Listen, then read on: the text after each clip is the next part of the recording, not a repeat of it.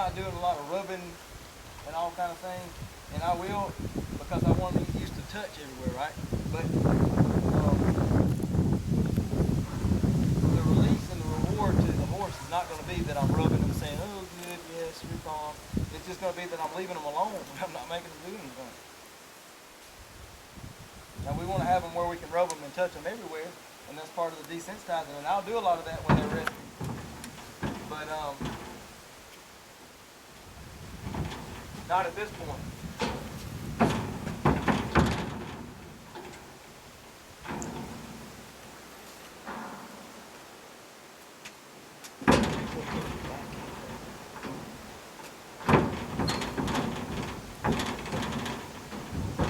Backing out is it's got to be a one step at a time process. So I'm gonna put pressure on his nose with this halter and then tap on him maybe. And if I can I get him to rock back right here. He came forward first, and then he rocked backwards, and so I give him the release when he goes back.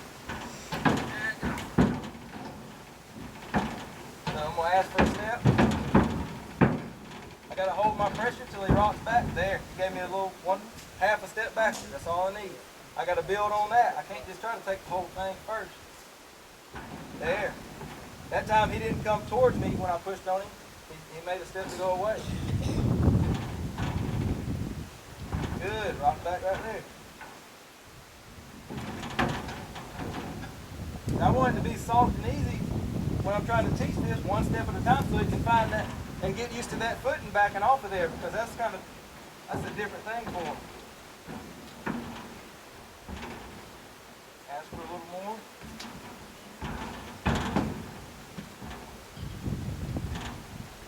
As long as he's making an effort to go back, I'll keep giving him a release.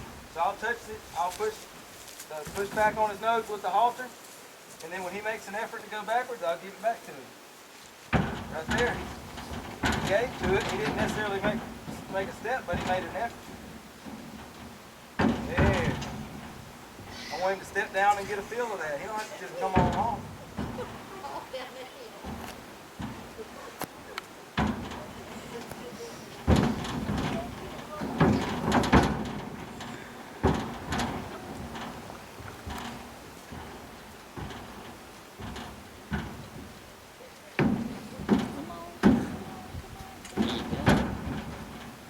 Let him get used to that feel.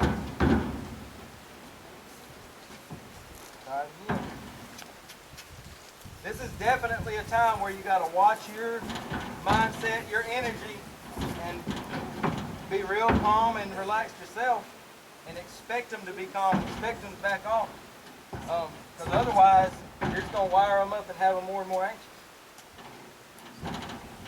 And you want to get to where you can do that at all times, but this is a really important time to really focus and take deep breaths if you need to. If you catch yourself getting nervous.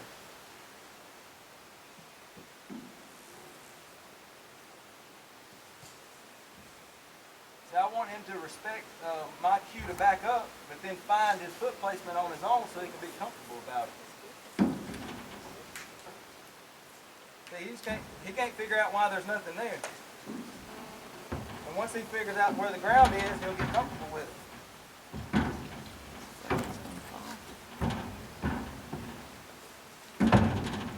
Good.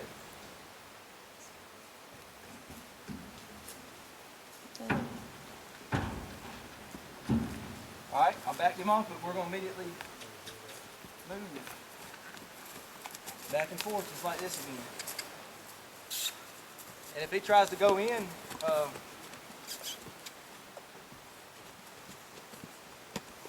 immediately, he's going to start asking to go into the trailer, and I'm not going to let him. Now, since he's gone in there and rested.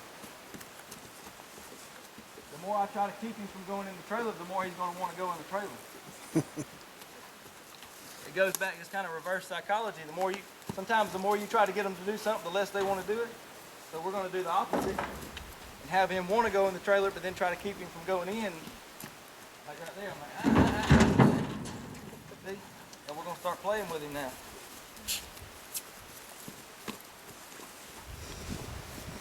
He wanted to go in that time, so I'm not going to let him now. He said, what are you doing? You just taught me to go in there, now you won't let me. I'm like, you gotta back out. You worked my butt off getting me in there, now you won't let me go in.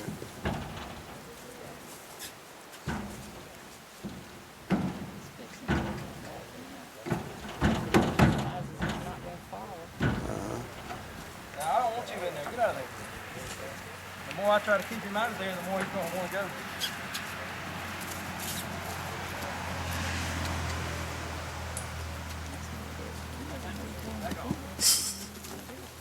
Yeah. So I may try to stop him, get him going, and say, wait, back up. I don't want that. Have him go that direction. Wait, no.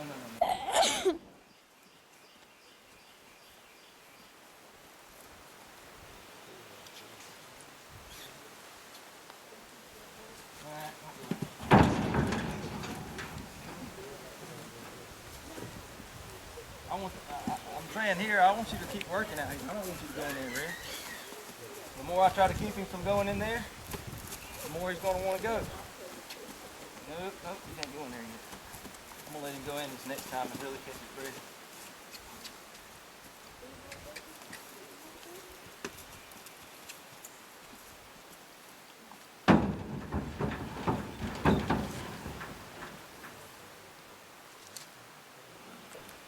So what we're doing is taking something that any of them are going to naturally be worried about, and we're relating it to real positive thing, which is rest.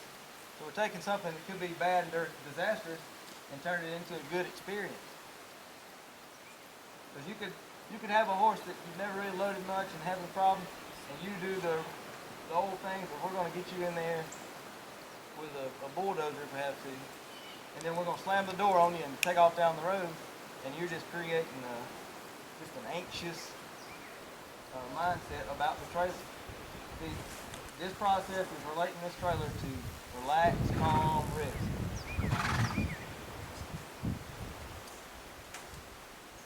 You got any questions about this process or anything you may wonder about that might come up? What do you do about multiple horses? More than one? You practice this one at a time. Okay. And then when you go to load them, they'll individually understand the process. Spend an afternoon and teach one and teach the other. And then because you can get into a lot of fun things with multiple horses as far as teaching them to quit feeding off of each other and pay attention to me. So like you could take 3 horses into that arena, round pen or anything, and spend a little bit of time. And you notice when you go to catch them, you may have a good horse that catches easy in the pasture, and then you turn them out with some new horses, and the other horses don't want to be caught. He feeds off them, and then he don't catch anymore. And then you can teach that out of them by taking them somewhere, and whether it's a round pen or arena. And as long as they're together feeding off of each other, we're moving. We're changing directions. We're moving. And the instant they say, wait a minute, let's do something different, and one of them says, I'm going to separate. You ignore him, let him stand by himself. And then the other two